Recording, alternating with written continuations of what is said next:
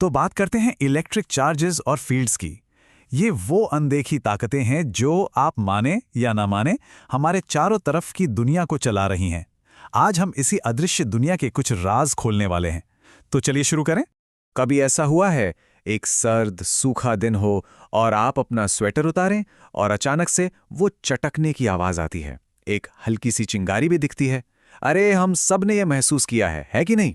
या फिर ये वाला सोचिए, आप कार से उतर रहे हैं और जैसे ही दरवाजे का हैंडल छूते हैं, एक छोटा सा तीखा सा करंट लगता है, वही हल्का सा झटका। तो ये जो छोटे मोटे झटके लगते हैं, ये कोई जादू टोना नहीं है। ये असल में इलेक्ट्रिक चार्ज हैं, हमारे शरीर पर जमा हो जाते हैं और फिर अचानक से निकल जाते हैं। और पता है, इन सब घटनाओं के पीछे साइंस की एक बहुत ही दिलचस्प ब्रांच है, इलेक्ट्रोस्टैटिक्स। अब ये भारी भरकम शब्द लग सकता है, पर इसका मतलब बहुत सीधा है। रुके हुए मतलब स्टैटिक चार्जेस और उनसे निकलने वाली ताकत का अध्ययन। तो ठीक है, चलिए इन चार्जेस की दुनिया में थोड़ा और गहरा उतरते हैं। इनकी कहानी ना बहुत सिंपल है। बस दो मेन प्लेयर्स हैं और उनके बीच या तो दोस्ती है या दुश्मनी, बस यही खेल है।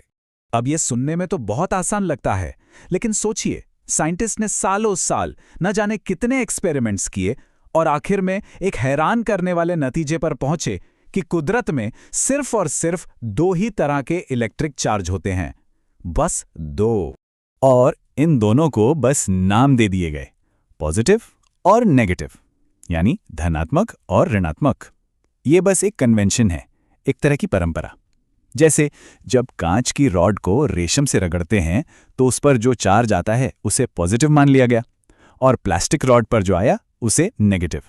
और यहीं से फिजिक्स का एक सबसे बेसिक नियम निकल कर आता है कि एक जैसे चार्ज एक दूसरे को बिल्कुल पसंद नहीं करते। वो एक दूसरे को धकेलते हैं। पॉजिटिव पॉजिटिव से दूर भागता है और नेगेटिव नेगेटिव से।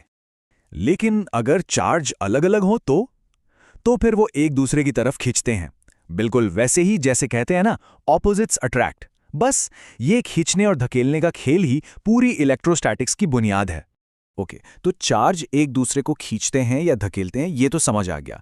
पर सवाल यह है कि ये एक जगह से दूसरी जगह जाते कैसे हैं? इसका जवाब हमें कंडक्टर्स और इंसुलेटर्स के बीच का फर्क समझने से मिलता है। यहाँ एक बहुत जरूरी बात समझनी होगी।